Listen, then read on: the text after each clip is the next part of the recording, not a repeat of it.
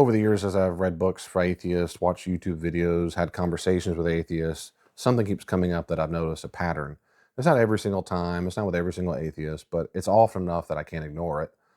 And when I hear atheists explain why they don't believe in God, it sounds to me like I'm talking to a flat earther.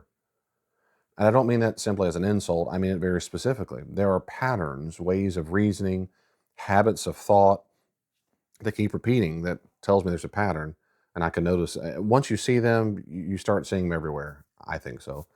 Flat Earth belief isn't interesting because someone got geography wrong, which they have. It's interesting because of how belief works once a conclusion is already locked in. Flat Earthers don't lack evidence. They have explanations for all of it. Satellite photos are fake. Gravity is simply misunderstood. Astronauts are actors. They're fakes. Every new piece of data doesn't threaten the belief. It gets absorbed into it. The belief itself is never at risk. And that's the key. Flat Earth isn't a failure of intelligence or curiosity. It's a failure of epistemology. Epistemology is the study of how we decide what counts as knowledge in the first place. And this is where the comparison matters a lot. Flat Earth belief doesn't fail because it asks questions. It fails because its epistemology is closed, very closed-minded. Certain kinds of evidence are ruled out ahead of time. Counter evidence is always reinterpreted as deception or error, and no amount of data is ever allowed to count as correction. Once a belief system reaches that point, it stops being about following evidence and becomes about protecting a conclusion. That's in common with atheism. When atheism functions the same way, when any evidence that could point beyond nature is dismissed in principle rather than examined, the issue is no longer science or reason, it's epistemology. Now, before going any further, I need to be very clear about something. And of course, atheists, you're watching this, you've already stopped watching and you're writing very hateful comments already. But my first point is this applies to Christians too. When a Christian says, nothing could ever count against my belief, you didn't do so by faith, you're a fideist, which means belief refuses to engage in evidence at all. You believe just because you believe. Historically, Christianity didn't present itself that way. It made public historical claims. The resurrection was proclaimed as something that happened in real time, in real places, with real witnesses.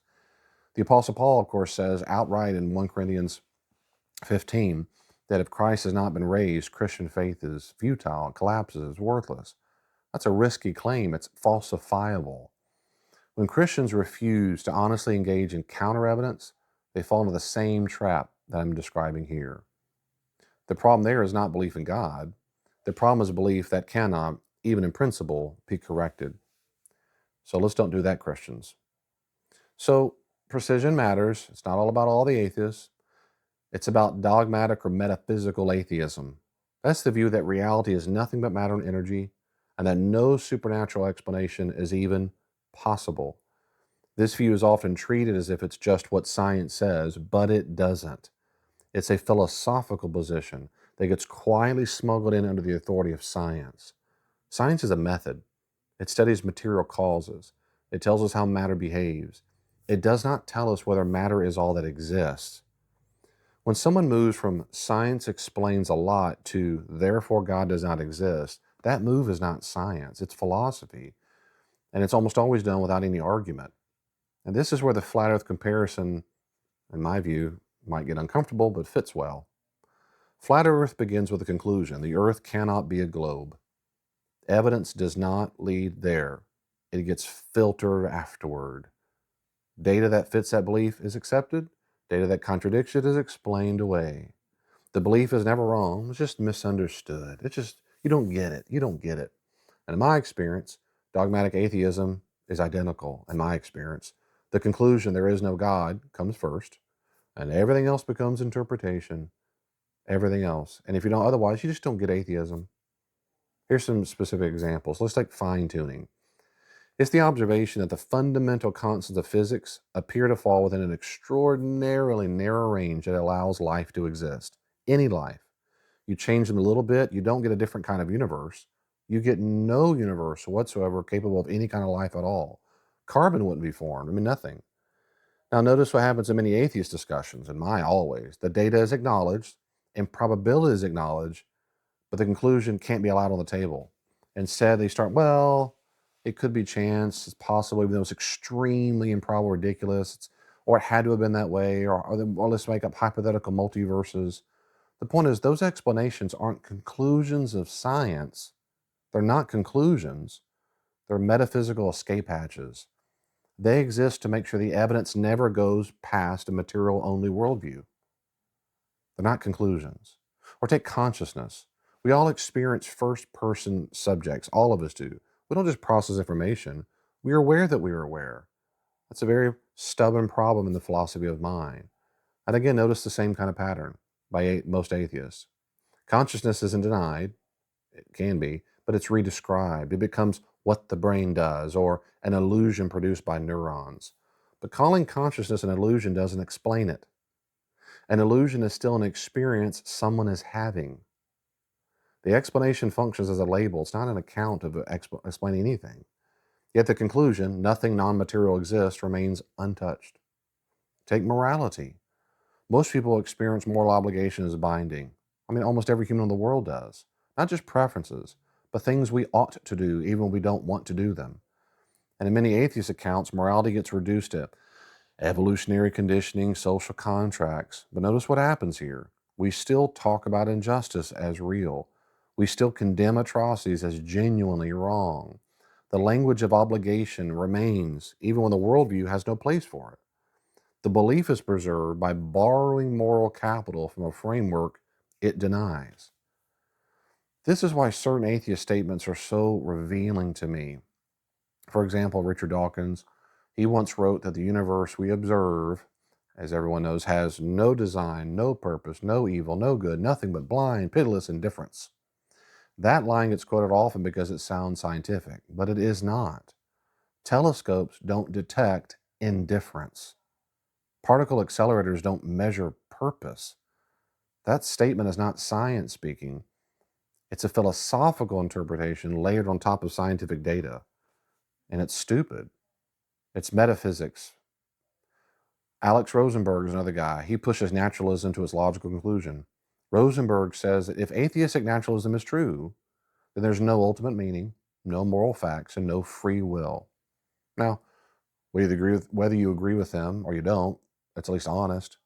He recognizes that a totalizing material explanation explains everything, including why nothing ultimately matters. The system works precisely because it explains away whatever doesn't fit. But a worldview that explains everything in advance isn't open to discovery. It's sealed. It's closed-minded. The totalizing nature is one of the strongest parallels with flat Earth thinking. Flat Earth explains everything. Contradictory evidence doesn't threaten it, right? It just confirms it. If NASA says something, that just proves the conspiracy is bigger than we thought. The system is just airtight. Dogmatic naturalism functions oftentimes the exact same way. Evidence never counts against it. It just gets reassigned.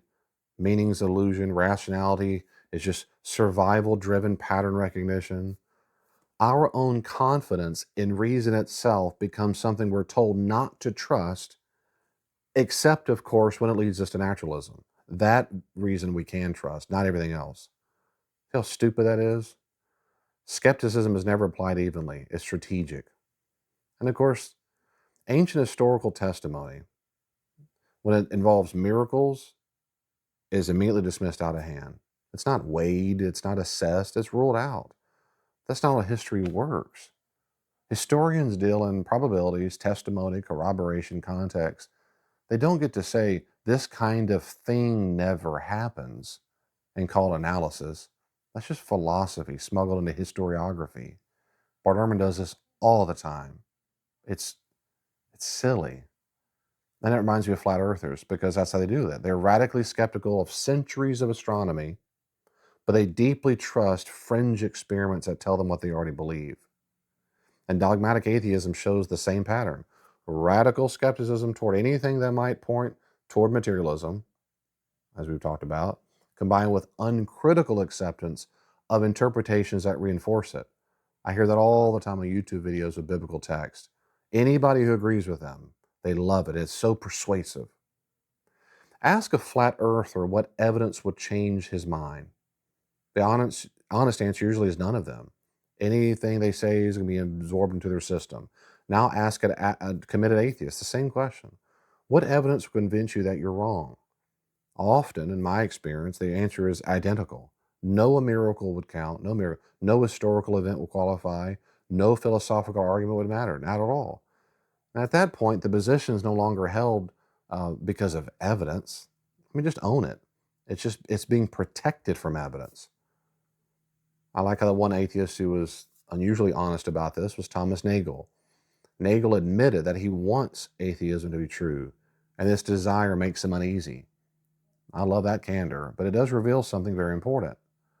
Once desire sets the boundaries of acceptable conclusions, well, inquiry is already over. Evidence can move around inside the box, but it can't escape it. And this brings us back to epistemology, how we know what we know. A healthy epistemology allows for risk. It allows the possibility of being wrong. Flat Earth belief doesn't allow that. Certain forms of atheism don't either. To be fair, many atheists recognize this problem. Some do. Some explicitly distinguish between methodological naturalism, that is, the practice of doing science without invoking God, and metaphysical naturalism. That's the claim that God does not exist. All that exists is matter and energy. The problem arises when that distinction quietly disappears and a method becomes a worldview without arguing for it. And that's what I see all the time. At that point, atheism stops being a conclusion of inquiry and it's just a starting assumption. And once that happens, it functions exactly like any other closed belief system. Now, none of this proves God exists. Of course not. That's not what this argument is doing, or this video. I'm not doing that at all. What it does show is that atheism is not automatically the position of the open-minded person. And it's not the case that religion is automatically the position of blind faith. Both can become dogmatic. Both can become immune to correction. Both can start defending conclusions rather than following evidence. Absolutely. The real dividing line isn't belief versus disbelief. It's humility versus dogmatism. It's the difference between saying, I'm following the evidence wherever it leads, and saying, I already know where it can't lead. So here's the question that matters more probably than any debate tactic or soundbite that I can give you. What would it take for you to be wrong? Not hypothetically, not rhetorically. What evidence, what experience, what argument would actually count? If the honest answer is, well, then nothing, then the issue isn't science, it's not faith, it's not religion, it's not God or your parents, not skepticism. The issue is that the conclusion has already been chosen. And like the flat earth, means you got to defend it at all costs. Thank you so much for watching. If you like how I explore Christianity in depth, you're really going to like the following resources that will help you in your discipleship. If you're someone who wrestles with doubt, or you love someone who does, I wrote a book just for you. It's called A Skeptic Challenges a Christian, an honest conversation about reasons to believe. The whole book is framed as a candid dialogue between a thoughtful skeptic and a Christian. We tackle all kinds of questions like, does science explain everything? Is belief in God just wishful thinking? Why believe Jesus was divine? Why did believe he rose from the dead? I draw from science, philosophy, history, personal experience to show why I find Christianity both rational and emotionally satisfying and true. Each chapter ends with reflection questions, so it's perfect for small groups, seekers, or just Christians who still have questions but don't want shallow answers.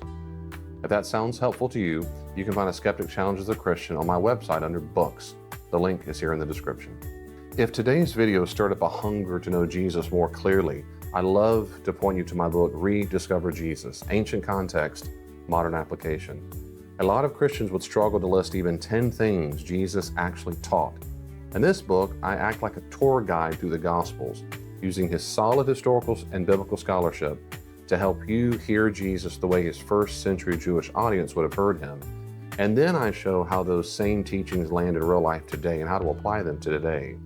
We walk through who God is, why we can trust the Gospels, what Jesus believed about himself, and what it truly means to be his disciple. It's written for skeptics, long-term believers, and of course anyone who wants a clearer, deeper picture of Jesus. To get a copy of Rediscover Jesus, just head to my website and click on books. The link is in the description.